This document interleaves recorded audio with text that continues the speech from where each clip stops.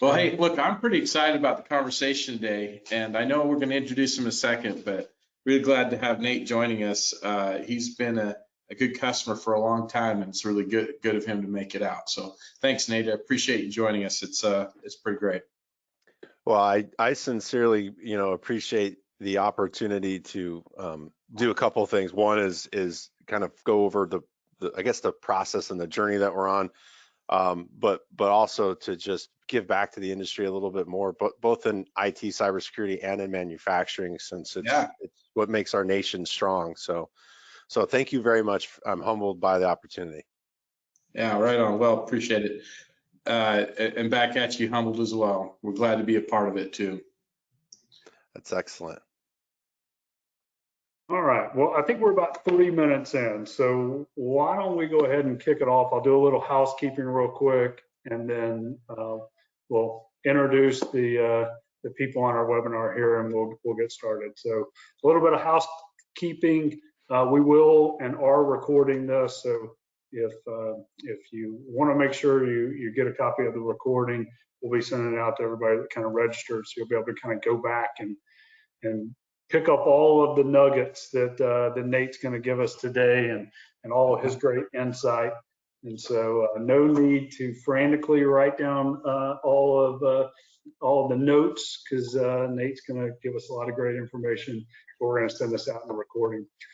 There's also a question kind of section there. And so if you have questions as we kind of go through this, please feel free just to write those up. I'll be monitoring that. We'll be kicking out a couple of the questions that come in. So I guess without further ado, to kind of kick off the introductions, my name is Sean Brown. I'm the president here at Snaptech IT. And joining me is my good buddy, Mr. Carl Bickmore out in Phoenix. Hey, Sean, Carl Bickmore here, CEO of Snaptech IT. Sean and I are business partners. He hails from the Atlanta office, and I'm out of our Arizona-based one. We also have some folks out in California on our team as well. Awesome. Well, Nate, would you like to introduce yourself, or Carl, would you like to aid Let's in head to this the next slide. Yeah. Well, let me introduce him first. This is Nate Ankrom, he's president of Genuine Machine Products. Nate and I have known each other for a little bit here now. Yeah. Because he's doing a great job over at Genuine Machine now, and he and I actually worked together where he worked previously, and I've been our company has been the IT provider for both organizations, his previous job and his current job. And Nate, you've been there at Genuine Machine for a little bit now too. Why don't you share a little bit about yourself and Genuine Machine? Yeah, appreciate the segue, Carl and Sean. So I've been with Genuine Machine 3 years next month, and I'm the president here, and I'm also the chief inspiration officer, and the chief sales officer, chief visionary officer, as we all have to do in leadership positions that president and CEO do. And I've come to know confidently the capabilities of Snaptech IT in a prior life that Carl had alluded to, and I was so impressed with their ability to serve us, because we can't afford to have small business, medium-sized businesses like ours. We can't afford to have such about 7 to 10 resources, I would say, Carl, on our payroll that solely do the knock and the sock and the help desk and the networking, et cetera. So, and they're industry-leading experts. They're on top of the latest and greatest things that essentially could be detrimental to our business, whether it's hardware or software, to help prevent those things. And when I came to Genuine, we had a big void, and immediately engaged with Carl a month into my first tenure here, or my tenure here. And so that's how it came to be. And Carl's been with us ever since, and his team's been with us ever since. Well, Nate, thanks, man. That's really great. And back at you, man. I mean, you've been great to work with, and I feel like we have a real partnership going in this process that we can really work with each other. And sometimes we even can say hard things to each other if things need to get better or things need to change. And I think we do a good job of holding each other accountable. So I appreciate it's been great working with you. And I've just been impressed with what Genuine Machine is doing and the work you guys are doing and the amount of people that you're keeping in jobs and out there doing the good work we need. So we appreciate it.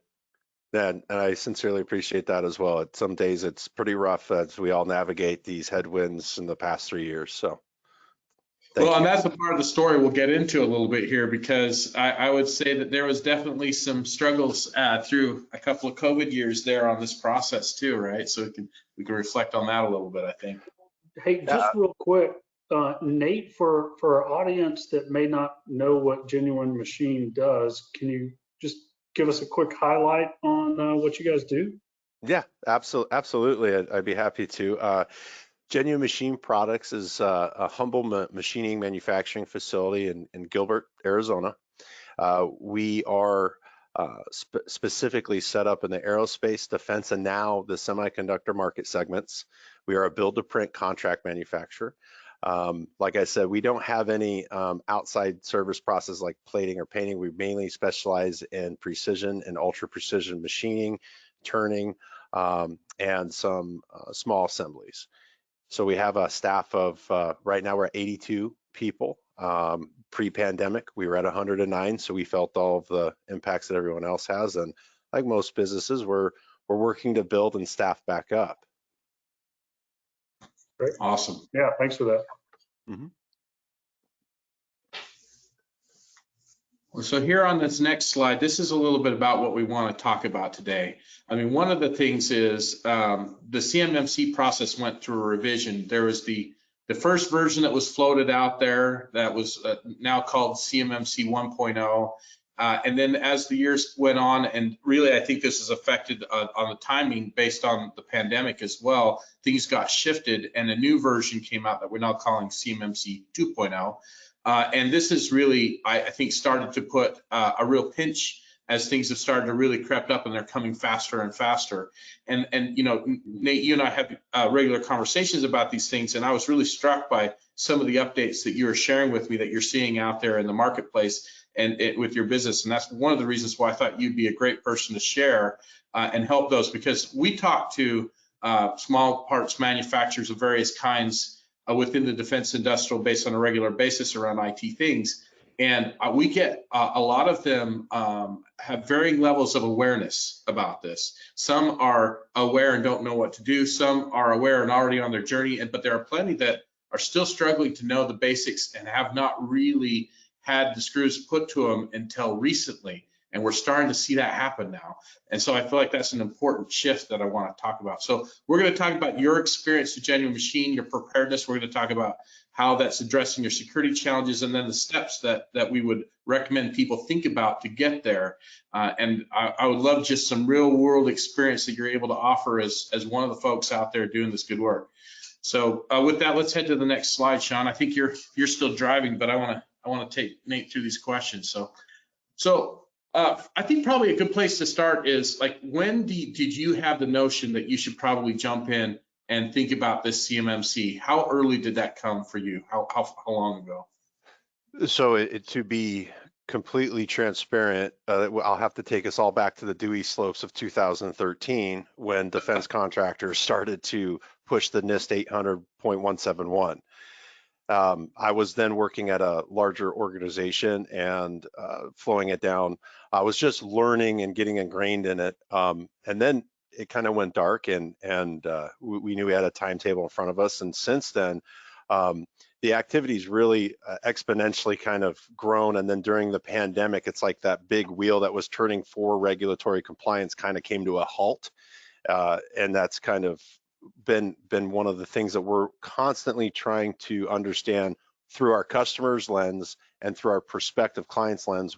Where are we really at? What are we really doing? So we do attend seminars, webinars on a regular basis, and we've had to, because of the confusion that has been centering around, is it CMMC? Is it CMMC 2.0?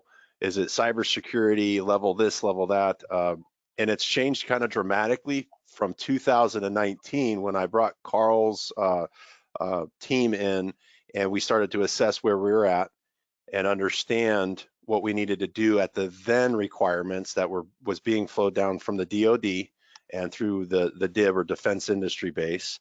Fortunately for us, we have a defense contractor that's one of the, in my opinion, one of the very best out of the top 3 or 4 that we have in our country. And they've communicated very clearly to us what they think is going to happen. And I say think because we started there and we used that as a roadmap. And then about 6 months into our journey with SnapTech, we started to realize it was starting to cool off and change. A lot of confusion for folks like us center around what level do you want us at, Mr. Customer? And do we need to start auditing, self-attesting? What are we doing? And what we've elected to do is we elected to reach out directly to our folks, our customers we serve, to find out. And believe it or not, our second largest concentration customers given us the most information. And what we do is we now use that as our pathway to get to the compliance that we want. Our first largest, or our most concentrated customer rather, is a very poor communicator, and they don't understand what is required. So our goal, since they have a hybrid model of commercial aircraft and defense aircraft, we took our lead from pretty much Raytheon. I'll just tell you who they are. And Raytheon's done a good job of instructing us on where they want us to be at. From there, we've learned that we are not able to actually engage with other defense contractors because they are taking it to a different level. So we're okay with our plans in place to meet cybersecurity with our existing accounts. It is now going to impact future opportunities where they won't even send us a bid to quote. So we have to attain a certain level, which is level 2, where we have to have a manual written on all of the protocols and places that comes right out of the CMMC maturity model. And so we're following that. And that's been kind of the journey. I kind of gave you the whole scope there, I guess, but essentially. No, that's great. I mean, look, there's a lot to unpack there, Nate. That's really excellent. So, first of all is, and I think that's a notable thing is, we started by doing an assessment against what we knew at the time. And then we said, let's get to level 1 first, right? And you guys did some really great work, and we were able to help with that. And then it's now figuring out that you've been able to work with your current prime contractors, and you're pretty comfortable with your on existing, but now you're seeing that you're finding it harder and harder to get new bids going without a higher level achieved. That's a good insight that I think people should pay attention to about when they think about their customer base and how they're working. Another thing that you said is something I've definitely noticed is very true. I was talking to a gentleman who's running a machine shop in Georgia that has a prime contractor, one of the big guys that you know, and they're getting some new questionnaires that says, hey, you got to do this and this and this. And the guy's like, I don't even know how to spell what they just said.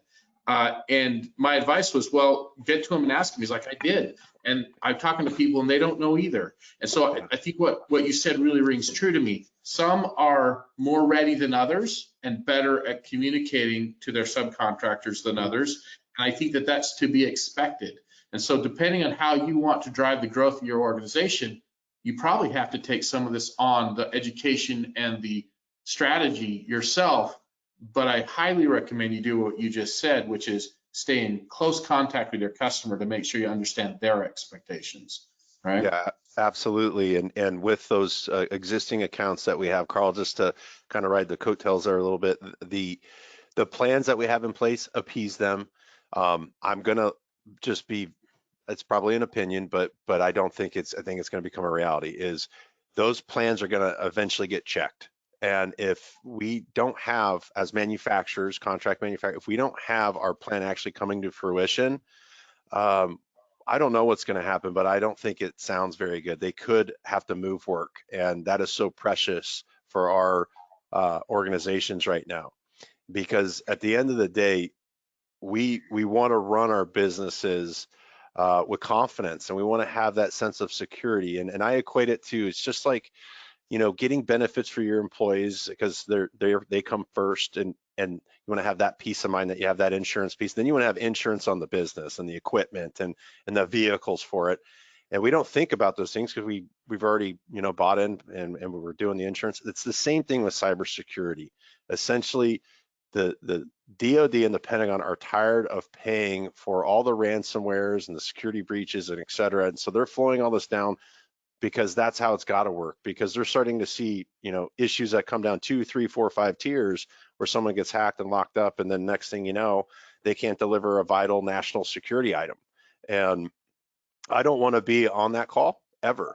What I want to be is on the calls where it's like, hey, you're approved, you got a media level security clearance, your poem's working well, and that just stands for passive time for to meeting the audit criteria. So we know that there is a lot of confusion, and we also know that they are training people to become auditors, and they are training up their staffs internally at these corporations that we serve. And it's only a matter of time for them next year to start coming around and asking those questions. And well, Nate, that brings us to another really good question. And I got these questions on the slide I want to get to too, but this is an important thing to key on. So you started in 2019, and you still have a road to go before you're really where you want to be. And so this is going to be a 2, 3, 4, so, you know, a journey that can really stretch into years, right? And so for somebody that hasn't started yet, how does that make you feel, knowing how the timing of things are coming up? You know, the interim rule is going to start putting some requirements in contracts as soon as May of next year, is what we're currently being told. And you're already seeing the new bids being restricted because they know that that's got to be there by the time they get into action next year. Right. And so how does that work when you say, hey, you know, it's now October of 22. What am I going to do? You know? yeah, that's a really good point. And I don't want people that are viewing this to feel like it's a daunting task. If we can do it, anyone can do it. It's just a matter of what is it going to cost us? What do we need to do to contribute? Because we have to educate our staff, our people. There's a lot of things that come with it. You're going to have to be patient with yourself, but I always want to be authentic, transparent, not too vulnerable in front of the customer, but you got to let them know what's going on. And by the way, that has gone miles for our approach.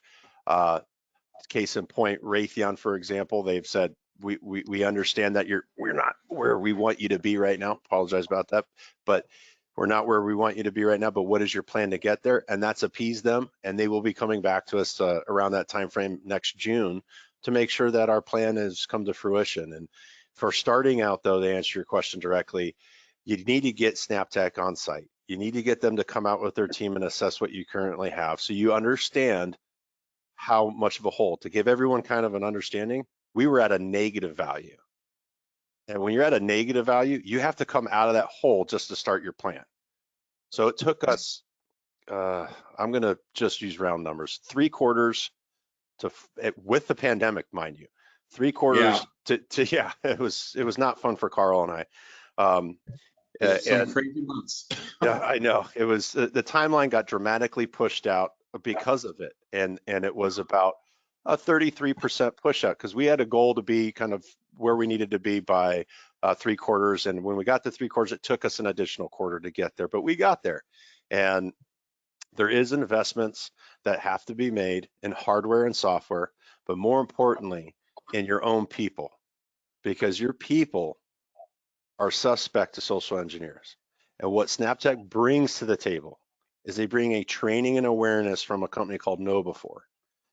I can't tell you, number one, yeah, it can be kind of like, oh, really, I got another KnowBe4 training, but they keep building on it because they're constantly adjusting. Social engineers are not sleeping.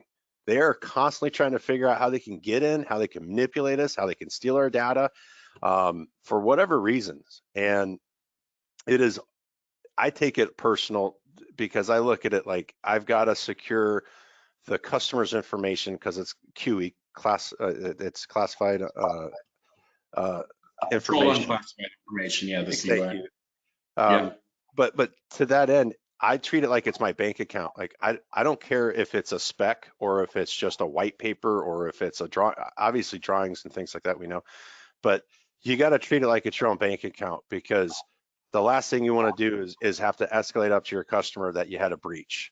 Right. And I've heard from our customers where they've had breaches in their sites overseas, uh, China mainly, and others, but it's one of those things that we have got to just start to plan and budget for. But coming out of that hole was the first key. The second key was training up the staff, and that's why I mentioned the no before, because it helps you. It's one of those things that we don't have to go create.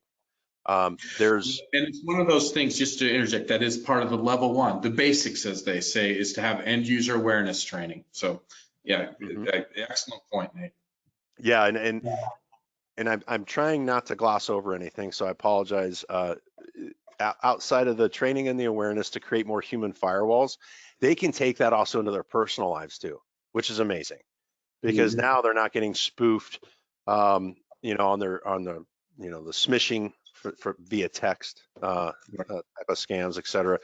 And so that is also another benefit, because now my folks have gotten a lot better at questioning and inquiring. Hey, did you send me this text? Did you really send me that email? Like, no, I'm not going to get you a $500 Home Depot card. Like, why would I send you that email?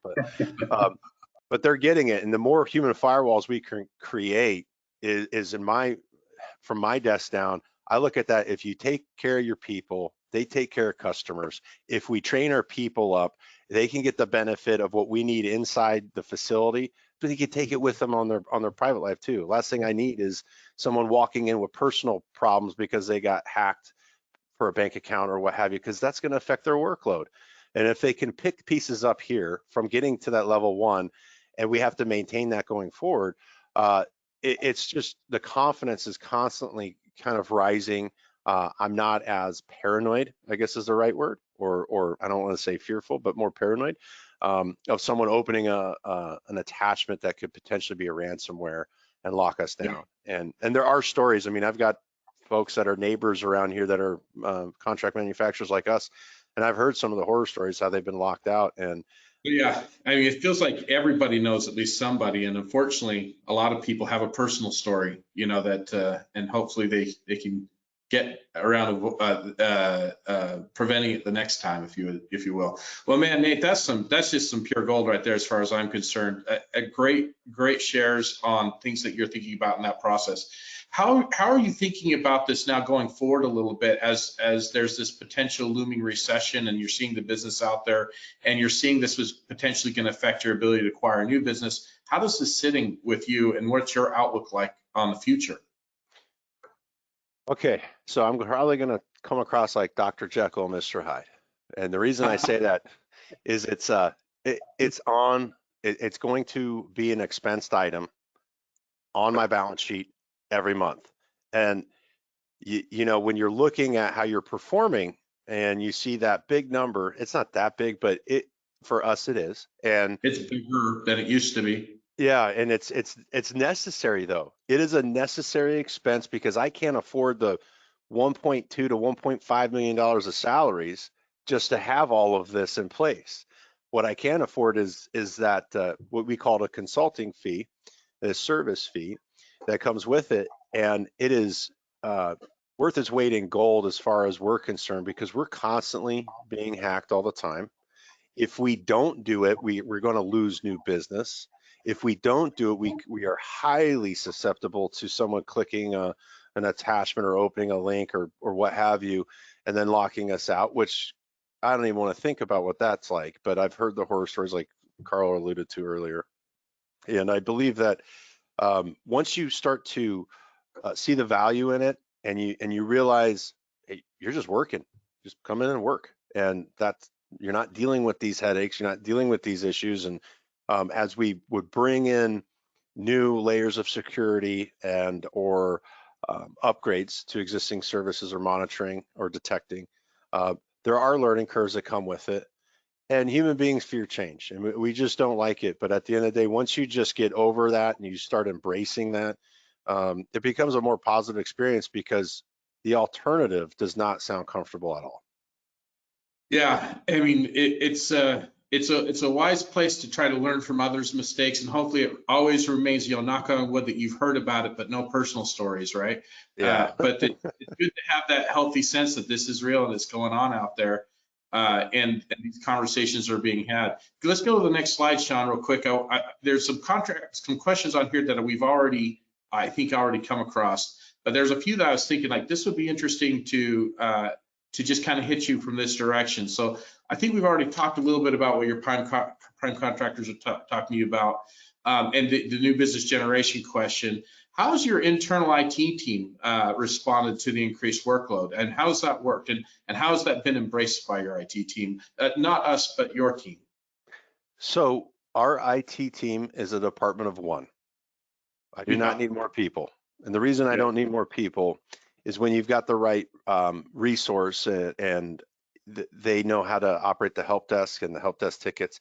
He is excessively responsive. He is an amazing member to the team, and he does a very good job of working with SnapTech, so that way they can open and close the proper tickets. Because going back to what I said about putting in new software as a service, or maybe it's hardware, things happen, and all of a sudden a printer doesn't work or a copy or whatever.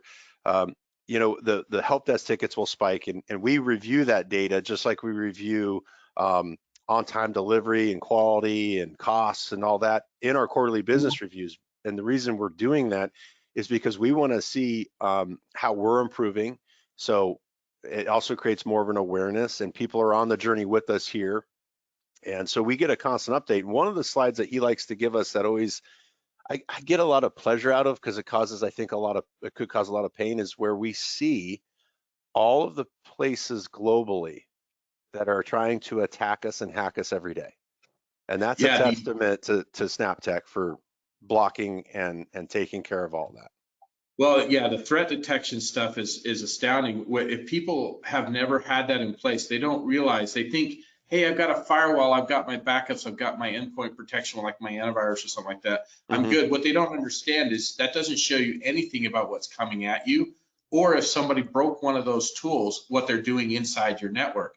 And so that threat detection is a key element, and you'll never get past level 1 if you don't have that in place. And we've had that in place for quite a long time for Genuine Machine. And so you're now familiar with what it looks like to see those attack vectors and what that risk looks like.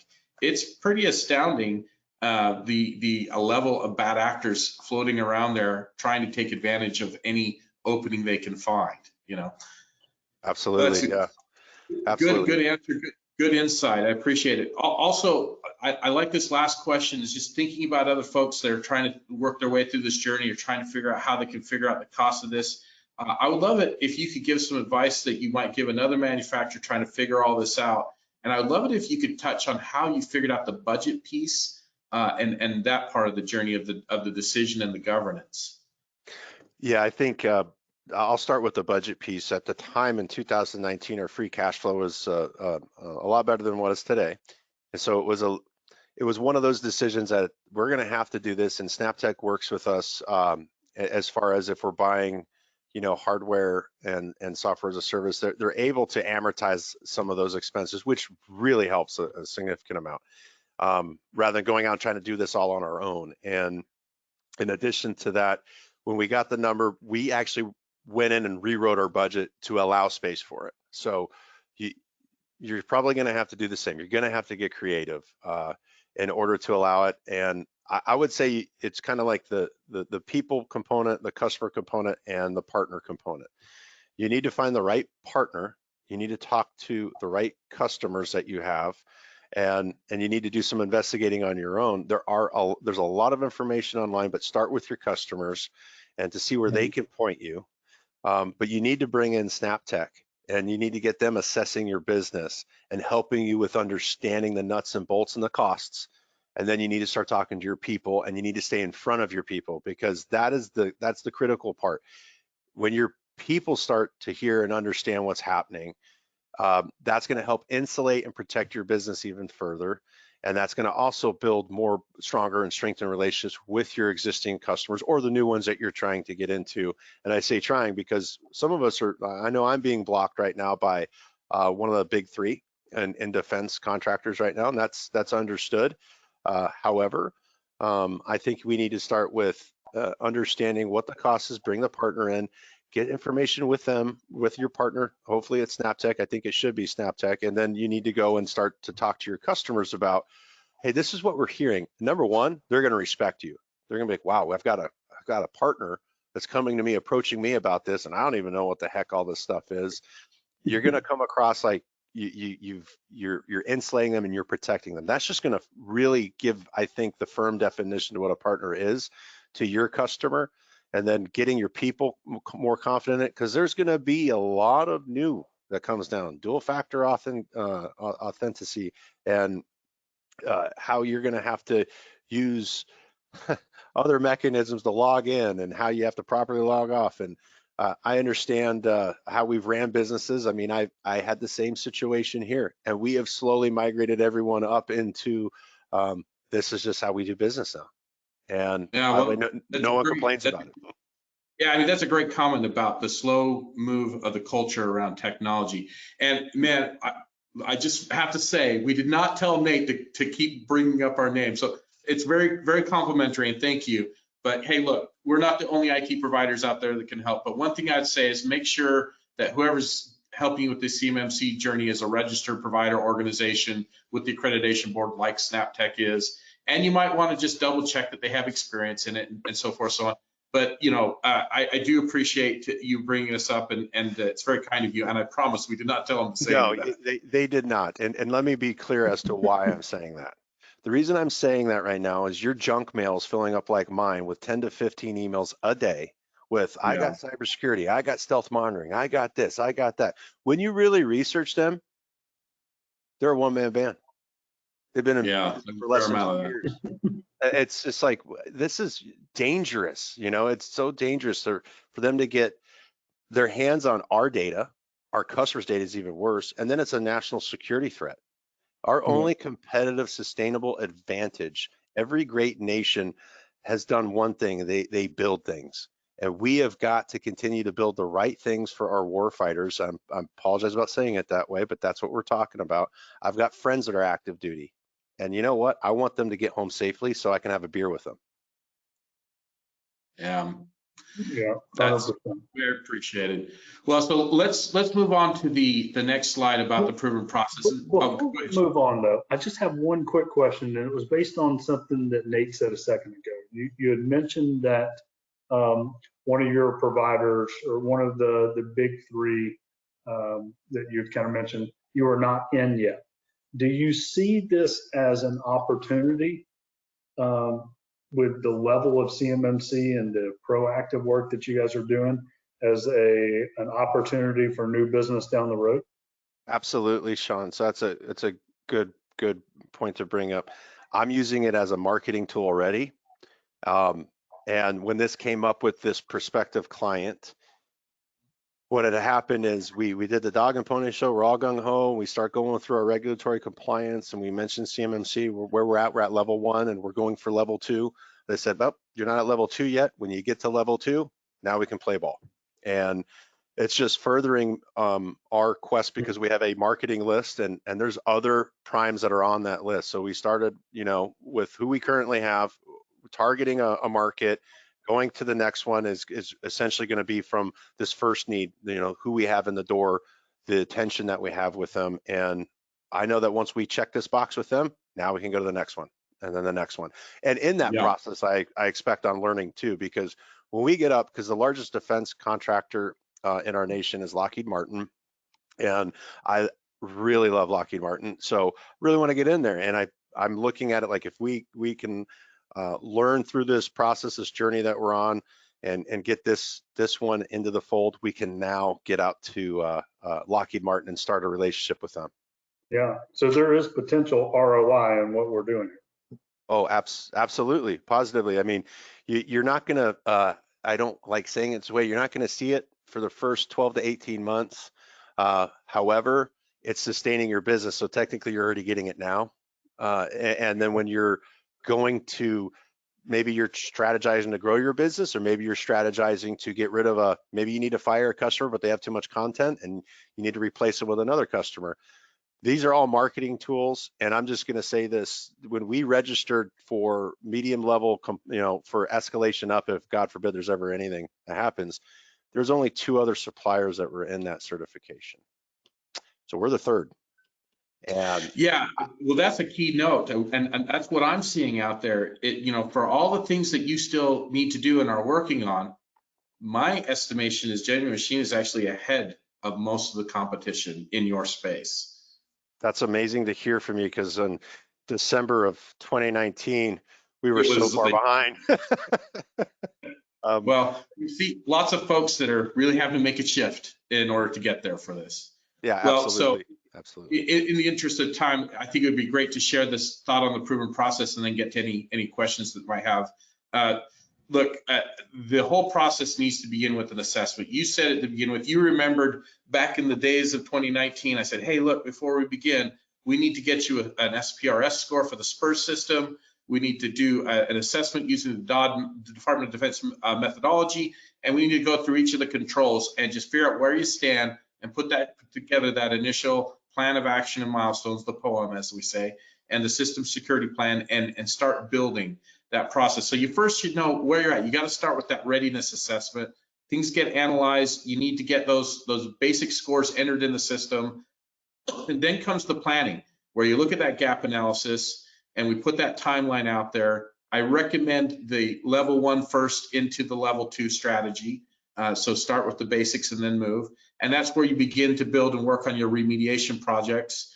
And then on to ongoing support. And look, whether you're handling it internal or outsource, by the time these projects land, you're going to have more IT management needs. And so you're going to need some type of ongoing support for the cyber, for general IT changes and the governance. So you have to expect that the IT budget's going to have to increase in order to accommodate all these new controls and this new methodology that might have been getting ignored in the past. And then the last piece is you have a regular calendar of activities scheduled. I like a quarterly rhythm where there's things that just happen and checks that are done and reports that are made, and into the ongoing management. Like, you're going to have to do annual self audits at minimum for level 2. And it looks like every 3 years, probably a paid audit for most folks going to the level 2 space. And so regular self audits, regular risk management meetings, and regular updates and adjustments to plans is considered the ongoing process. And so start with the assessment, figure out where you stand, get your planning together, begin the projects,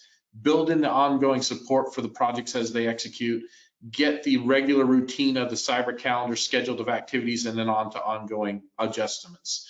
That's the flow as we see it, that we'd recommend as a plan of attack. Any thoughts on that, Nate? Any insights there?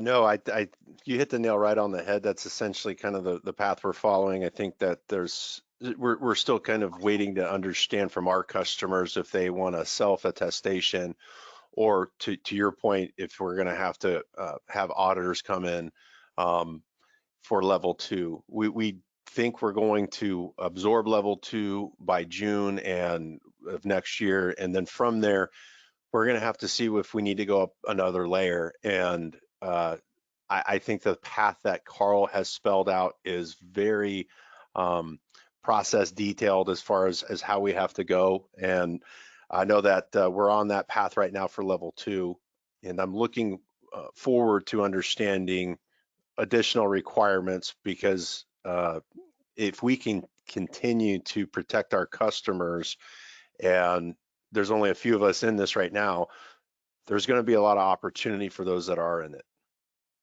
Yeah, I mean, earlier you alluded to, hey man, eventually my customers are going to come back and I might lose business. But the other side of that is, if you're ready and prepared and ahead of the game, you might be the one that business goes to when somebody else loses it. And so it's a strategy question for your business about what kind of business you want to do, what kind of customers you want, and where is the opportunity. If you take this journey, what will that opportunity look like? It does appear to be pretty open in that subcontractor space as far as the ability to be among the first to step up into it. Lots of people are working on it now. It's finally getting some teeth, and it's no joke. It's not something you can just throw together in a couple of months and be done with it. There's a lot to be said for how you approach it. Well, I think we don't want to take this too long. This has been so good. the next slide is just the question is like, how are you feeling ready? What's your outlook on the positivity or the negativity? Do you feel that the burden is worth the bite? What's the overall feeling for you, Nate, on this entire process going forward? Do you think through next year and the year forward and how you think it's going to affect your business? The juice is definitely worth the squeeze. And I say that just because I've got some other strategies that are private in here for our business, and I need to grow and develop existing grow accounts that we've targeted in here and go outside. And so I look at it as the one of the necessary things that we as business leaders need to do is we need to start protecting our customers' information a lot better. We need to start protecting our own information a lot better where we can, and essentially start paving the way for those new prospective clients to become onboarded customers and start to grow with us in size and scope and capability. Yeah, well, great answer. And congratulations to you for being a person that's thinking forward like that and thinking about things they want. Sean, did we have any questions that have come up? I know we've hit a lot of content here. Yeah, this has been awesome, but I do have one. Yeah, Nate, has your organization been affected? I guess has your operations been affected by some of the changes that you've had to put in place? Yes, to be totally blunt and honest, when we started, and remember, we were in a deficit, we weren't up to where we needed to be. There was a lot of change. So we had some systems that wouldn't operate, or we forgot how to log into them. I was running around with SnapTech and my IT guy, like on roller skates, making sure we get these systems back up and down. So just be prepared for the change.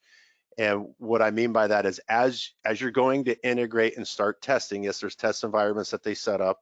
However, when you turn it on, things happen, and we just need to be prepared for that. And that was the first, and remember, it was during the pandemic too. So I think you're gonna have a much better experience than we had with some of that. And that was just because it was hard to get people in and all the protocols that we all had to have as businesses. But essentially, this first 6 to 9 months, we had some snags, and from an operational perspective, did we go down? No, we did. We kept operating. It just we had to get a better escalation path up, so that way it was like, hey, we're struggling to get this out of first article, we're struggling to get this out of final, or I can't log into time clocking, etc. So we had to get workarounds, and we were just very reactionary, to be honest with you. And then as we learned from that, it's like, let's just have these slips here in case we have to do it manually, and let's just make sure that our IT person is on call, because he only works 40 hours a week. He doesn't need to, but when we had these installations, we did have him work a lot more hours. He was working 50, 60, sometimes 70. But that simmered down for him after the first, I'll just say, year. Yeah, those change projects, they do have disruption. Fortunately, I never felt that it got to a point that you fundamentally had major issues with production. It's just everybody had to learn new processes, and didn't go exactly the way they were used to, Absolutely, perfectly said, Carl. It was exactly it. It was just people just didn't know, and so it was one of those. Yeah. It's a cultural change is how I think of it. Well, this has been great, Nate. As always, appreciate you. Thank you for the good work you do.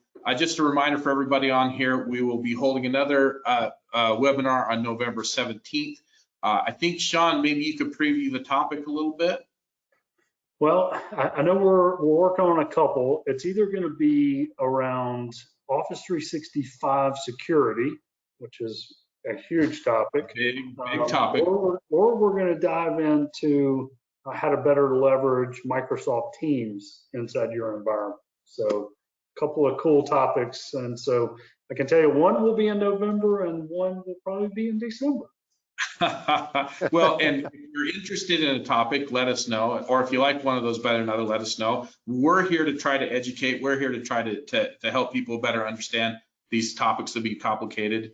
And just one last, call to action here is like, look, if you have any interest in you didn't know about SnapTech IT, we're happy to help you with a quick rapid security assessment. This is not a full examination. It's just asking you some questions that you can answer that might help you understand gaps and get you a plan of where to start. So feel free to reach out to us. You can reach out to us at our website, or you can engage us via calling us or by email, and let us know if you're interested in that process of a quick rapid security assessment to kind of get you centered on where you might want to get started. Excellent.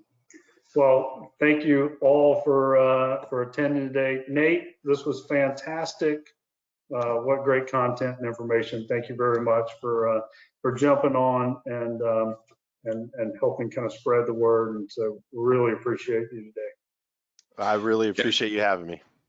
Thank you very thanks, much. Nate. Thank you, everybody, for attending, and have a great day. All right. See you guys soon. Thanks again. Thank you. Bye. Bye-bye.